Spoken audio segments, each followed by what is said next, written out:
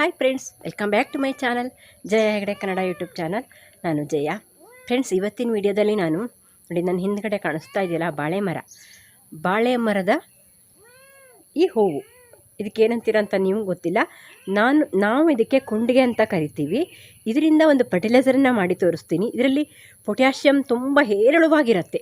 ಹಾಗಾಗಿ ನಾವು ಇದನ್ನು ಹಾಕೋದ್ರಿಂದ ಗುಲಾಬಿ ಗಿಡ, ದಾಸವಾಳ ಗಿಡ ಎಲ್ಲ ತುಂಬ ಚೆನ್ನಾಗಿ ಹೂ ಬಿಡುತ್ತೆ. ಇದನ್ನು ಹೇಗೆ ನಾನು ಫರ್ಟಿಲೈಸರನ್ನು ಮಾಡ್ತೀನಿ, ಎಷ್ಟು ಹಾಕ್ತೀನಿ ಮತ್ತು ಅದನ್ನು ಬಳಸೋದು ಹೇಗೆ ಎಲ್ಲವನ್ನು ಈ ವಿಡಿಯೋದಲ್ಲಿ ಹೇಳ್ತೀನಿ. ನೀವು ನನ್ನ ಚಾನಲ್ಗೆ ಹೊಸಬರಾದರೆ ಸಬ್ಸ್ಕ್ರೈಬ್ ಮಾಡ್ಕೊಳ್ಳಿ. ಹಾಗೆ ಪಕ್ಕದಲ್ಲಿರೋ ಬೆಲ್ ಐಕನ್ ಕ್ಲಿಕ್ ಮಾಡಿ ಆಲ್ ಅಂತ ಸೆಲೆಕ್ಟ್ ಮಾಡಿಕೊಂಡ್ರೆ ನಾನು ಹಾಕುವ ಎಲ್ಲ ವಿಡಿಯೋದ ನೋಟಿಫಿಕೇಷನ್ ನಿಮಗೆ ಬರುತ್ತೆ. ಎಲ್ಲ ವಿಡಿಯೋಸನ್ನು ನೋಡ್ಬೋದು. ಹಾಗೆ ಒಂದು ಲೈಕ್ ಮಾಡಿಬಿಡಿ ಫ್ರೆಂಡ್ಸ್. ನಿಮ್ಮ ಲೈಕ್ ನನಗೆ ಪ್ರೋತ್ಸಾಹ ಕೊಡುತ್ತೆ. ನೋಡಿ, ಅದು ಹೇಗಿರುತ್ತೆ ಅಂತ ತೋರಿಸ್ತೀನಿ ನಾನು ನಿಮಗೆ. ಹೊಸದಾಗಿ ಗೊನೆ ಬರ್ತಾ ಇದೆ. ಅದರೊಳಗಡೆ ನೋಡಿ ಎಷ್ಟು ದಪ್ಪನಾಗಿ ಬಂದಿದೆ ಅಂತ ಕಾಣಿಸ್ತಾ ಇದೆಯಾ. ಇದು ಇನ್ನೊಂದು ಸ್ವಲ್ಪ ದಿನ ಇಲ್ಲಿ ಕೆಳಗೆ ಬಂದ ಮೇಲೆ ಈ ಎಸಳನ್ನು ಕೂಡ ನಾವು ಬಳಸ್ಬೋದು. ತೆಕ್ಕೊಂಡು ಬೀಳುತ್ತಲ್ಲ ಅದು, ಆಮೇಲೆ ಕೂಡ ಬಳಸ್ಬೋದು. ಇಲ್ಲಾಂದರೆ ಇನ್ನು ಸ್ವಲ್ಪ ಕೆಳಗೆ ಬಂದ ಮೇಲೆ ಇಷ್ಟು ದೊಡ್ಡ ಆಗುತ್ತೆ. ಆಗ ನಾವು ಅದನ್ನು ಕಟ್ ಮಾಡಿಬಿಡ್ತೀವಿ.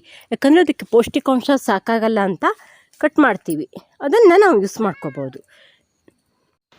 ನೋಡಿ, ನನ್ನ ನೆಲದಲ್ಲಿರುವಂಥ ಗಿಡಗಳೆಲ್ಲ ಎಷ್ಟು ಚೆನ್ನಾಗಿ ಹೂ ಬಿಡ್ತಾ ಇದೆ. ನೀವು ಯಾವುದಾದ್ರೂ ಗೊಬ್ಬರ ಅಥವಾ ಯಾವುದಾದ್ರೂ ಗ್ರೋ ಬ್ಯಾಗೆಲ್ಲ ಬೇಕಾದರೆ ನಾನು ಪ್ರಾಡಕ್ಟ್ ಲಿಂಕ್ ಅಂತ ಹಾಕ್ತೀನಿ. ಒಂದೊಂದು ವಿಡಿಯೋದಲ್ಲಿ ಒಂದೊಂದು ಲಿಂಕನ್ನು ಹಾಕ್ತೀನಿ. ಫ್ಲಿಪ್ಕಾರ್ಟಿಂದ ಎಲ್ಲವನ್ನು ತರಿಸ್ಕೋಬೋದು. ಬೇಕಾದರೆ ತರಿಸ್ಕೊಳ್ಳಿ. ನೋಡಿ, ನಾನು ಇದರ ಆರೈಕೆಯನ್ನು ಹೇಗೆ ಮಾಡಿದ್ದೀನಿ ಅಂತ ನೋಡೋದಾದರೆ ನನ್ನ ಚಾನಲ್ಗೆ ಹೋದರೆ ಎಲ್ಲ ವಿಡಿಯೋಸ್ ಸಿಗುತ್ತೆ. ಗುಲಾಬಿ ಪ್ಲೇ ಲಿಸ್ಟಿಗೆ ಹೋದರೆ ಎಲ್ಲ ವಿಡಿಯೋಸ್ ಸಿಗುತ್ತೆ. ಬೇಕಾದರೆ ನೋಡಿ ಎಷ್ಟು ಚೆನ್ನಾಗಿ ಬಂದಿದೆ. ಬನ್ನಿ, ನಾನು ಅದನ್ನು ಹೇಗೆ ಯೂಸ್ ಮಾಡ್ತೀನಿ ಅಂತ ನೋಡ್ಬೋದು. ಈ ಬಾಳೆ ಮರದ ಪ್ರತಿಯೊಂದು ಭಾಗ ಕೂಡ ಗೊಬ್ಬರವಾಗಿ ಯೂಸ್ ಮಾಡ್ಕೋಬೋದು ನಾವು. ಯಾಕಂದರೆ ಇದರಲ್ಲಿ ಪೌಷ್ಟಿಕಾಂಶ ತುಂಬಾ ಹೇರಳವಾಗಿರುತ್ತೆ. ಮತ್ತು ಇದರಲ್ಲೇ ಪೊಟ್ಯಾಷಿಯಮ್ ಹೇರಳವಾಗಿರುತ್ತೆ. ಮತ್ತು ಇದರೊಳಗಡೆ ತೊಗರು ಅಂಶ ಇರುತ್ತೆ, ಅಂದರೆ ಸ್ವಲ್ಪ ಕಹಿ ಅಂಶ ಕೂಡ ಇರುತ್ತೆ. ಹಾಗಾಗಿ ನಾವು ಇದನ್ನು ಹಾಕೋದ್ರಿಂದ ಗಿಡ ತುಂಬ ಚೆನ್ನಾಗಿ ಬರುತ್ತೆ. ನೋಡಿ, ನಾನು ಈ ರೀತಿ ಅದನ್ನು ಪೀಸಸ್ ಮಾಡಿಕೊಂಡು ಮಿಕ್ಸಿಗೆ ಹಾಕಿ ರುಬ್ಕೋತೀನಿ. ನೀವು ಇದೇ ರೀತಿ ಪೀಸ್ ಮಾಡಿ ಅದನ್ನು ಹಾಗೆ ಇಟ್ಟು ಒಂದು 7 ದಿವಸ ಇಲ್ಲ 3 ದಿವಸ ನೀರೊಳಗಡೆ ಹಾಕಿಟ್ಟು ಹಾಗೆ ಕೂಡ ಇದನ್ನು ಲಿಕ್ವಿಡ್ ಮಾಡಿ ಹಾಕ್ಬೋದು. ನಾನಿಲ್ಲಿ ರುಬ್ಬುತ್ತೀನಿ, ಯಾಕಂದರೆ ಇದು ನಿಧಾನವಾಗಿ ಕರಗತ್ತೆ. ಹಾಗಾಗಿ ರುಬ್ಬಿದರೆ ಎಲ್ಲ ಚೆನ್ನಾಗಿ ಅದರೊಳಗಡೆ ಅಂಶ ಎಲ್ಲ ಬಿಟ್ಕೊಳತ್ತೆ ಅಂತ ನಾನು ಇದನ್ನು ರುಬ್ಬುತ್ತೀನಿ. ಇಲ್ಲಿ ಒಂದು ಕುಂಡಿಗೆನ ತೊಗೊಂಡಿದ್ದೀನಿ ನಾನು. ಈ ಕುಂಡಿಗೆಯಲ್ಲಿ ನಾನು ಒಂದು 10 ಲೀಟ್ರ್ ಆಗುವಷ್ಟು ಲಿಕ್ವಿಡನ್ನು ಮಾಡ್ತೀನಿ. ಇದನ್ನು ಸ್ವಲ್ಪ ಜಾಸ್ತಿ ಹಾಕಿದರೂ ಪರವಾಗಿಲ್ಲ, ಯಾಕಂದರೆ ಇದು ಆರ್ಗ್ಯಾನಿಕ್ಕು. ಇದರಲ್ಲಿ ಯಾವುದೇ ರೀತಿ ನಮ್ಮ ಗಿಡಗಳಿಗೆ ಹಾನಿ ಮಾಡುವಂಥ ಅಂಶ ಇರೋದಿಲ್ಲ. ಹಾಗಾಗಿ ನಾವು ಇದನ್ನು ಎಷ್ಟು ಬೇಕಾದರೂ ಬಳಸ್ಬೋದು. ನಾವು ಇದನ್ನು ಈ ರೀತಿ ಮಾಡಿಕೊಂಡು ಇದನ್ನೆಲ್ಲ ಫರ್ಟಿಲೈಸರ್ ಮಾಡಿ ಇದನ್ನು ಅಡುಗೆಗೆ ಕೂಡ ಬಳಸ್ಬೋದು.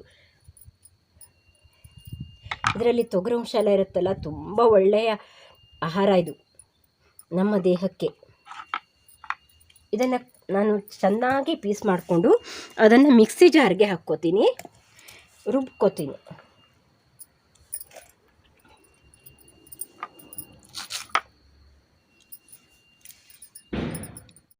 ನಾವೆಲ್ಲ ಚಿಕ್ಕವರಿರುವಾಗ ನೋಡಿ ಈ ರೀತಿ ಒಳಗಿನ ಇದನ್ನು ತಿಂತಿದ್ವಿ.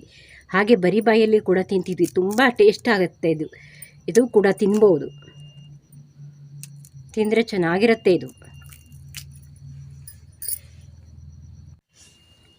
ಹಾಗೆ ಇದಕ್ಕೆ ಇದು ಬೀಟ್ರೋಟ್ ಸಿಪ್ಪೆ, ಇದರಲ್ಲೂ ಕೂಡ ಒಳ್ಳೆಯ ಅಂಶ ಇರುತ್ತಲ್ಲ. ಹಾಗಾಗಿ ನಾನು ಇದನ್ನು ಕೂಡ ಮಿಕ್ಸ್ ಮಾಡ್ಕೋತೀನಿ. ನೋಡಿ, ನಾನು ನೀರು ಹಾಕಿಟ್ಟಿದ್ದೀನಿ, ಎಷ್ಟು ಚೆನ್ನಾಗಿ ಬಣ್ಣ ಬಿಟ್ಕೊಂಡಿದೆ ಅಂತ. ಈ ನೀರನ್ನು ಹಾಕಿ ರುಬ್ಕೋತೀನಿ. ಆದಷ್ಟು ನುಣ್ಣಗೆ ರುಬ್ಕೊಂಡ್ರೆ ಒಳ್ಳೆಯದು. ಹಾಗೆ ನೋಡಿ, ನಾನಿಲ್ಲಿ ಅಕ್ಕಿ ತೊಳೆದ ನೀರನ್ನು ತೊಗೊಂಡಿದ್ದೀನಿ. ನೋಡಿ, ಸ್ವಲ್ಪ ಸೌತೆಕಾಯಿ ಸಿಪ್ಪೆ ಎಲ್ಲ ಇದೆ, ಪರವಾಗಿಲ್ಲ. ಅಕ್ಕಿ ತೊಳೆದ ನೀರು ಒಂದು 2 ಲೀಟ್ರ್ ಆಗುವಷ್ಟು ತೊಗೊಂಡಿದ್ದೀನಿ. ಅಕ್ಕಿ ತೊಳೆದ ನೀರಂತೂ ತುಂಬಾ ಗಿಡಗಳಿಗೆ ಒಳ್ಳೆಯದು. ಇದನ್ನು ನೋಡಿ ಚೆನ್ನಾಗಿ ರುಬ್ಕೊಬಂದಿದ್ದೀನಿ. ಇದನ್ನು ಇದಕ್ಕೆ ಹಾಕ್ತೀನಿ. ನಾನು ರುಬ್ಬಿದ್ದು ಏಕೆ ಅಂದರೆ ನಾನು ಇದನ್ನು ಮಾರನೇ ದಿವಸನೇ ಹಾಕ್ತೀನಿ. ಇಲ್ಲಾಂದರೆ ನಾವು ಅದನ್ನು ಹಾಗೆ ಹಾಕಲಿಕ್ಕೆ ಬರಲ್ಲ, ಅದರಲ್ಲಿರೋವಂಥ ಅಂಶ ಎಲ್ಲ ಬಿಟ್ಕೊಳ್ಳಲ್ಲ ಬೇಗ ಅಂತ ನಾನಿಲ್ಲಿ ರುಬ್ಬಿ ಹಾಕಿದ್ದೀನಿ. ನೀವು ಬೇಕಾದರೆ ಹಾಗೆ ಕೂಡ ಹಾಕ್ಬೋದು. ನೋಡಿ, ನಾನು ಇದಕ್ಕೆ ಮತ್ತೊಂದು ಸ್ವಲ್ಪ ಅಕ್ಕಿ ತೊಳೆದ ನೀರನ್ನು ಹಾಕಿ ಚೆನ್ನಾಗಿ ಮಿಕ್ಸ್ ಮಾಡಿ ಇಡ್ತೀನಿ. ಹಾಗೆ ನಾನು ಇದಕ್ಕೆ ಇದು ಗೋಮೂತ್ರ, ನಾನು ಆಕಳನ್ನು ಸಾಕಿರ್ತಾರಲ್ಲ ಅವ್ರ ಹತ್ರ ಒಂದಷ್ಟು ಗೋಮೂತ್ರವನ್ನು ತರಿಸಿಟ್ಕೊಂಡಿರ್ತೀನಿ. ಅದಕ್ಕೆ ಒಂದು ಸಣ್ಣ ಲೋಟದಲ್ಲಿ 1 ಲೋಟ ಆಗುವಷ್ಟು ಹಾಕ್ತೀನಿ. ನಾನಿಲ್ಲಿ ಸ್ವಲ್ಪ ಹಾಗೆ ಹಾಕ್ತೀನಿ. ನೋಡಿ, ಇಷ್ಟು ಹಾಕ್ತೀನಿ. ಇದು ತುಂಬ ಹಳೇದಾದ ಗೋಮೂತ್ರ, ಯಾಕಂದರೆ ಹಳೇದಾದಷ್ಟು ಇದು ಗೋಮೂತ್ರ ಒಳ್ಳೆಯದು. ನಿಮಗೆ ಯಾವುದಾದ್ರೂ ಮೆಡಿಕಲ್ ಶಾಪ್ಗಳಲ್ಲಿ ಗೋಮೂತ್ರ ಸಿಗ್ಬೋದು ಅನ್ಕೋತೀನಿ.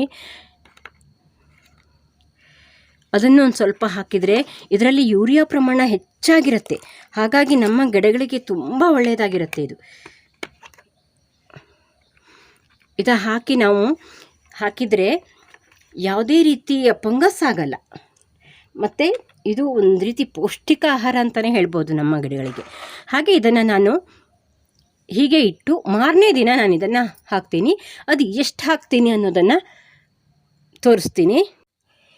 ಹಾಗೆ ನಾವು ಇದನ್ನು ನೆರಳಲ್ಲಿಡಬೇಕು, ಯಾವುದೇ ಕಾರಣಕ್ಕೂ ಬಿಸಿಲಲ್ಲಿ ಇಡಬಾರ್ದು. ನೋಡಿ, ನಾನು ಇದನ್ನು 3 ದಿವಸ ಹಾಗೆ ಇಟ್ಟಿದ್ದೆ. ನೋಡಿ ಎಷ್ಟು ಚೆನ್ನಾಗಿ ಅದು ಲಿಕ್ವಿಡ್ ಆಗಿದೆ ಅಂತ, ಚೆನ್ನಾಗಿ ಹುಳಿ ಬಂದಿರುತ್ತೆ, ಮತ್ತು ಅದರೊಳಗಿರೋವಂಥ ಅಂಶವೆಲ್ಲ ಮತ್ತಷ್ಟು ಪವರ್ಫುಲ್ ಆಗಿರುತ್ತೆ.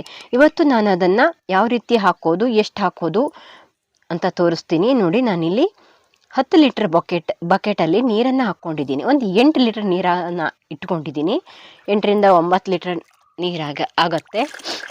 ಅದನ್ನು ನಾನೀಗ ನೋಡಿ, ಈ ಲಿಕ್ವಿಡ್ ಇಷ್ಟು ಚೆನ್ನಾಗಿ ಕಲರ್ ಬಂದಿದೆ ಅಂತ, ಇದು ತುಂಬಾ ಒಳ್ಳೆಯ ಪವರ್ಫುಲ್ ಆಗಿರುವಂಥ ಗೊಬ್ಬರ ಆಗಿರುತ್ತೆ. ಯಾಕಂದರೆ ನಾವು ಇದಕ್ಕೆ ಆ ಬಾಳೆ ಕುಂಡಿಗೆನೆಲ್ಲ ಹಾಕಿರ್ತೀವಲ್ಲ, ಅದರೊಳಗೆ ಒಂದಷ್ಟು ಪೌಷ್ಟಿಕಾಂಶಗಳು ಹೇರಳವಾಗಿರುತ್ತೆ.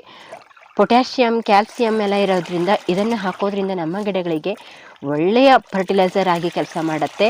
ನೋಡಿ, ಇದನ್ನು ನಾನು 1 ಲೀಟ್ರ್ ಆಗುವಷ್ಟನ್ನು ಹಾಕ್ಕೊಂಡು 8 ಲೀಟ್ರಿಗೆ ಹಾಕ್ಕೊಂಡು ಎಲ್ಲ ಗಿಡಗಳಿಗೂ ನೋಡಿ ಇದರಲ್ಲಿ 250 ml ಹಾಕಿದರೆ ಸಾಕಾಗುತ್ತೆ. ಇದು 10 ಇಂಚ್ ಪಾಟು ಅಲ್ಲ, 12 ಇಂಚ್ ಪಾಟು. ಗುಲಾಬಿ ಗಿಡ ಸ್ವಲ್ಪ ದೊಡ್ಡದಾಗಿದೆ. ಈ ದೊಡ್ಡದಾಗಿರೋವಂಥ ಗಿಡಗಳಿಗೆ ನೋಡಿ ನಾನು ಇದಷ್ಟು ಹಾಕ್ತೀನಿ, 250 ml. ಅಂದರೆ ನಾನು ಅವತ್ತು ಯಾವುದೇ ನೀರನ್ನು ಹಾಕದೆ ಇದೇ ನೀರನ್ನು ಹಾಕ್ತೀನಿ. ಬೆಳಗ್ಗಿನ ಹೊತ್ತು ಹಾಕ್ತೀನಿ ನಾನು ಇದನ್ನು. ಆದಷ್ಟು ಬೆಳಗ್ಗಿನ ಹೊತ್ತು ಹಾಕೋದ್ರಿಂದ ಒಳ್ಳೆಯ ಪರಿಣಾಮ ಕೊಡುತ್ತೆ. ಫೋಟೋಸಿಂಥಸಿಸ್ ಕ್ರಿಯೆ ಹಗಲಲ್ಲಿ ಆಗೋದ್ರಿಂದ ನಾವು ಬೆಳಗ್ಗಿನ ಹೊತ್ತು ಯಾವುದೇ ಲಿಕ್ವಿಡನ್ನಾದರೂ ಬೆಳಗ್ಗಿನ ಹೊತ್ತು ಹಾಕಿದರೆ ಗಿಡಕ್ಕೆ ಹೀರ್ಕೊಳ್ಳೋಕ್ಕೆ ಚೆನ್ನಾಗಿರುತ್ತೆ. ನೋಡಿ, ನಾನಿಲ್ಲಿ ಜರ್ಬಾರ, ಗುಲಾಬಿ ಗಿಡ ಅಂತೂ ತುಂಬ ಚೆನ್ನಾಗಿ ಚಿಗುರು ಬರ್ತಾ ಇದೆ, ಅವಕ್ಕೆಲ್ಲ ನಾನು ಇದನ್ನು ಹಾಕ್ತೀನಿ. ಹಾಗೆ ದಾಸವಾಳ ಗಿಡನೂ ಅಷ್ಟೇ ಒಂದಷ್ಟು ಹೂವಾಗಿ ಮುಗಿದು ಆಮೇಲೆ ಮತ್ತೆ ಹೊಸ ಚಿಗುರು ಎಲ್ಲ ಬರ್ತಾ ಇದೆ. ಗುಲಾಬಿ ಗಿಡ ಒಂದೊಂದು ಗಿಡದಲ್ಲಿ ತುಂಬ ದೊಡ್ಡ ಸೈಜಲ್ಲಿ ಹೂ ಬಿಡ್ತಾ ಇದೆ. ಈ ರೀತಿ ಹಾಕೋದ್ರಿಂದ ದೊಡ್ಡ ಸೈಜಲ್ಲಿ ಹೂ ಬಿಡುತ್ತೆ ಗಿಡಗಳು. ನೋಡಿ, ಈ ಮೊಗ್ಗೆಲ್ಲ ಚೆನ್ನಾಗಿ ಅರಳಬೇಕು ಅಂದರೆ ನಾವು ಈ ರೀತಿ ಲಿಕ್ವಿಡ್ಗಳನ್ನು ಹಾಕ್ತಾ ಇರಬೇಕು.